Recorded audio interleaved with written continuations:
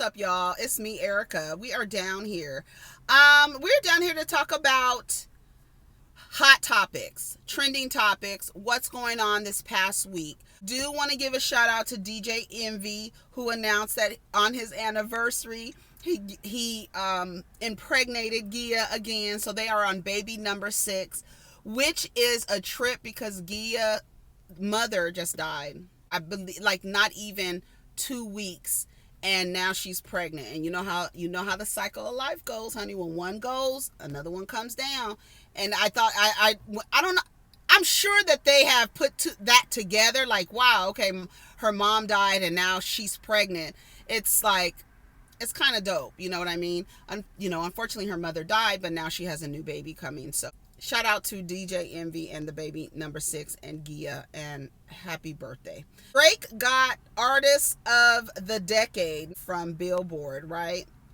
Artist of the Decade. You don't want no problem with me. Drake, this is from Baller Alert. Drake has been named Billboard's Artist of the Decade and will be honored at this year's ceremony. Billboard's highest honor ranks best performing artists based on their activity on the Billboard Hot 100 and Billboard 200 charts. It also considers the artist's touring revenue and social media data during the decade. Billboard collected data from December 1st, 2009 and September 30th, 2019 to determine this year's honor. After initially appearing on Billboard charts in 2009, Drake has scored 9 Billboard 200 number ones in the 2010s. He has landed 6 Hot 100 number ones during that time.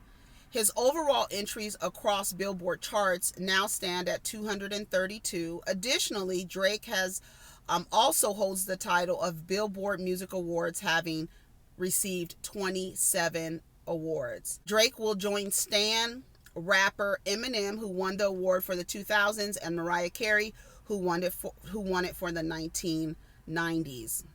The Take Care star will receive his Artist of the Decade award live on air Sunday, March 23rd at 8 p.m. on NBC. So shout out to Drake for doing that. Shout out to the Scorpio. Tank announced that he was going deaf. He was completely deaf in one ear, going deaf in the other ear. And he said he's going to document his journey, and that, let us know. I'm sure there's some type of medical technology that can fix his hearing. Hopefully they can, because as a singer, not being able to hear, I'm sure is very difficult for him to adjust. So we are not, but he said he is going to document his journey on how he's dealing with this. So shout out to Tank for sharing that with us and actually documenting his journey with us. So hopefully Tank can get some type of surgical procedure that can correct the hearing loss. Yeah. Tasha K interviewed Kevin Samuels, and like I said on Themis's page, I felt like Tasha K was not the right person to give an interview to Kevin Samuels. The reason why I think that is because I believe that there's a little bit of self-loathing there, in addition to male-centered identity when it comes to Tasha K. And that's probably why Kevin Samuels went on her channel. I think he also went on her channel as both of them a mutually beneficial, collaboration, where he can use her platform, vice versa. They can get subscribers. They can build their subscribers, even though Tasha K doesn't need it and he doesn't need it, but it does give them access to a different viewing audience, because she doesn't really talk about stuff that he's actually talking about. I did watch the interview. It was about an hour and 15 minutes or something like that. And it was very much so not even an interview. It felt like it was a conversation about two influencers coming together talking down about what black people are not used to. Black people are not used to seeing a man dressed up. Are you fucking stupid? Like, I was like, okay, see, that's the reason why I don't like to talk about this shit, because it should be dumb as fuck. The questions were, if I were someone who didn't know his history, right? If I was a new person just coming up on this interview, like, who is this person that she's interviewing? I would leave that interview thinking that he has no problematic views.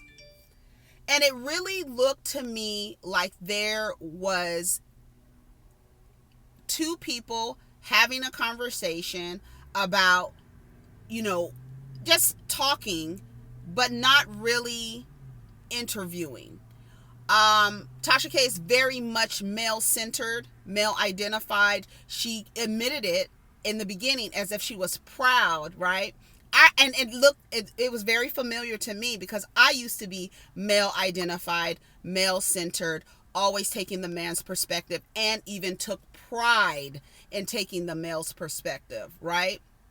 And she was like, I was only raised around guys. They told me everything. Basically, they put me up on game. So she was proud. And I feel like that's the reason why he went there, because he knew the questions. See, if I'm sitting in front of a woman who doesn't really like women, she's not going to ask me questions about my harmful rhetoric, right? So I have some questions that I feel like she should have asked him. Okay, so let's go through it. I do appreciate, now I'm going to give them the conversation about trying to discredit someone by saying that they're gay. We as a community must get away from that. Someone's sexuality should not determine whether or not you trust what they're saying. Right? Because straight motherfuckers lie all the time. Right? Okay. So by you saying, oh, he's saying all of this and somehow he's gay or he's feminine or all, that doesn't mean nothing. It's the same argument I could use to tell you that because you're a woman, I can discredit what you're saying. Do you see how that works? See how that works? Okay. Stop it. First question I would have had for him. Why do you use Euro standards as a measurement when critiquing a woman's image? I would have asked him that. What is your relationship like with your mother? When did you develop these views, and what was the catalyst? What are two suggestions in resolving the issues between men and women and remove all material possessions? What do you think the resolution is? As a salesman, what was the need you identified in the marketplace, and what is the service that you are providing to fill that gap in the black community? Okay. You've said that women with degrees are masculine. How do you feel about black women being the most educated group of people in the United States when it comes to partnering, and how do you reconcile that when you're giving advice? Because the fact is, black women are the most educated group, right? So in terms of resolving how they're partnering, they're not going to stop getting degrees. So you can hang it up, okay? So how do you resolve that? That's the one question I would have asked him. And I have two more questions I would have asked Kevin Samuels. Outside of experience and observation, what are your credentials as it relates to relationship advice? Also, I would have asked him, how do you feel? This is the most important question. How do you feel about the volumes of men who follow you? How do you feel about how they interact with women online? It seems very confrontational and angry. What do you think about that? And what would you tell the people who are being influenced by you? How would you tell them? What healthier ways can you tell them how to relate to women in a digital space? Because they seem very violent. They seem very cult-like. So how would you do that? Those are the questions I would have asked Kevin Samuels. Simple as that. But when you're sitting across from a woman who doesn't really like women, right? Who is very much male identified and is proud of it, right? And also have this kind of almost classist ideology by saying black people aren't used to being held accountable. Girl, what? Black men, we could say black men, and we could say we show accountability. We think that accountability is somehow bashing someone when we're holding someone accountable, which allows them to get away with bad behavior, right? We see that all the time. We see it done for men and women. But men as a community, there is no culture of accountability. They look at you holding them accountable, which is an act of love and a suggestion on how to operate from your higher self, right? Where you're treating people with kindness, respect, compassion, empathy, right? Those things are really the most important attributes when it comes to partnering with someone, relating to someone. That's where those attributes come in. And when you are devoid of that within a community, you're going to come in contact with a bunch of angry, bitter ass, miserable men who claim to be good guys, but by the time the conversation is over, has disrespect the woman to no end. How do you reconcile that? How do you do that? And there was no conversations. He talked about managing your dick, right? Which, that's fine. You can say that, a lot of these men don't have self-control. Why do I have to have self-control when I can shit all over this woman and I can count on another woman who is male identified, who feels like she needs me to make her complete? I can do whatever I want to a host of women. All I need to find is another woman who views me as valuable no matter what, and I'm going to get with her. How do you think that Simon what is his last name? You know who I'm talking about. Gabadia? I want to say it right. Simon Gabadia. How the hell you think he's on his fourth marriage? Nobody can read nobody's reading the Yelp reviews. Nobody's reading, like, what happened to his first wife? What happened to his second wife? What happened to his third wife? Isn't Fallon his fourth wife? Where are these women during this whole scandal? Oh, they can't talk because this man has made them sign something. So the next woman who is male identified, who feels like she needs to be next to a man to feel valuable, is going to be right there. So why do I need to be held accountable? You can't hold me accountable because another woman's going to take me regardless of what you bitches say. Right? So how do you talk to your people? There was no critical conversation at all. No, there was like I said, if I did not know who he was and what his platform, the frequency that was emitting from his platform, I would not have known that he had all of these problematic views. He has said that men can survive in the world without women. He said that. Nigga, how? How?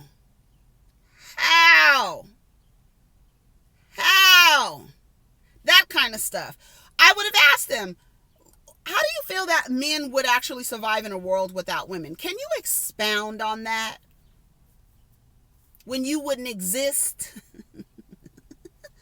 without women, you would cease to exist.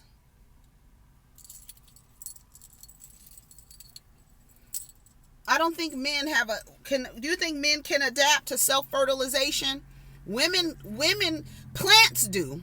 If it can happen in plants, it can happen in humans. We made up of the same shit, right? I know I'm going off on a tangent, but I would have asked him those kind of questions. I would have taken points from different things that he has gone viral with, and asked him, why are you using a rating scale? And tell me how you would give advice to a man and a woman. Remove material possessions. Remove all of that, because you seem to be caught up in the perception, right? In the appearance, in the representation. You seem to be caught up in that. So remove all of that and strip all of that away, Mr. Image Consultant, and tell me, how do you resolve men and women partnering with each other within the Black community? Because it's not happening, and it's not lasting, and Black men aren't getting married, right? While that stat goes out, 85% of Black men are married to Black women. That's great, but only 29% of that 85%, only 29% is married. Only 29. More than 50% of men, Black men, have never been married. So what advice are you giving? He told us about, I had 3 or 4 relationships, result in marriage. Where are their stories? Can they do a video? How did they come together? Because you have a Facebook group, a group somewhere, where you put in these male-identified women with these men, and if they get married, great. But can we hear their stories? But I want to know the violence that perpetuates from your platform, and the men that carry your message to other platforms and act in this hostile, violent, overly aggressive, monstrous way with women. How does that work? How do the men and women come together when the men are like, yeah, and the women are like, yeah? How does that work? Tell me, what is your advice to the people out there? I thought it was just basically a non-productive conversation. Like, let me get the hottest guy here. Let me get his viewers over here. She was like, I'm not pandering. Yes, you are, sweetheart. That's how you're embodied in pandering to men. Even in the way you report your gossip stories, it's very much male-centered. There's no empathy for the women. It's like talking down to the women. You male-minded. So those are the questions I would have asked. Let me go through them again so you'll know. Why do you use Euro standards of beauty as a measurement when critiquing Black women's images? What is your relationship with your mother? When did you develop these views, and what was the catalyst behind your views? What are 2 suggestions in resolving the issues between men and women, removing all material possessions? As a salesman, what is the need you identified, and what service are you providing to fill the gap within the Black community? How do you resolve that Black women are the most educated? How do you resolve that? Do you suggest that we not continue our higher education? Like, I would have asked him that. But what it is Tasha don't know nothing about him. She don't know nothing about him. All she saw is the numbers. 1s and 0s. All she saw was numbers. Numbers. And how do you feel about the volumes of men who follow you? How do you feel about how they interact with women online? It seems very confrontational and angry. What do you think about that? Those are the questions she should have asked him. But it was just like 2 niggas in a barbershop talking, or 2 niggas talking over wine. That's what it was. Anyways, y'all, take care of each other. Protect your energy. Let's get down in the comments. I don't even know what the fuck I talked about. Peace.